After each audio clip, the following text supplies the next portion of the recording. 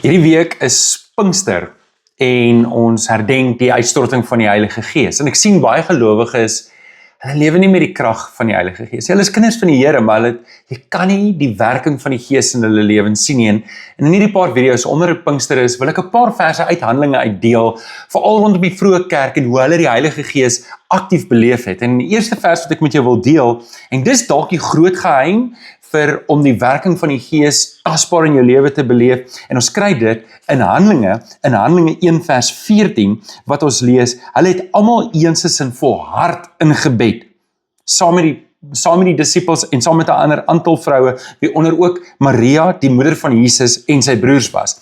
Nou, daar word 27 keer in Handelinge gesê, hulle het gebid, hulle gebede het opgegaan, die gebede, die bid, en hierdie alles saam, sien ons elke keer word dit gevolg met een of ander groot werking van die Heilige Gees. En as ek en jy hierdie ding kan klik, dat die Heilige Gees werk wanneer ek bid, wanneer ek werklik God soek, dan gaan my hart oop vir die werking van die Heilige Gees, en dan kan die Gees deur my werk. Die Heilige Gees is nie daar om net my lewe te verryk nie. Die Heilige Gees se taak is daar om my op God se agenda te kry, en om my meer en meer te maak soos die Here Jesus. En daarom is dit so belangrik, dat ek moet begin op hierdie punt, op my knieë, saam met ander gelowiges, hande te vat en te bid.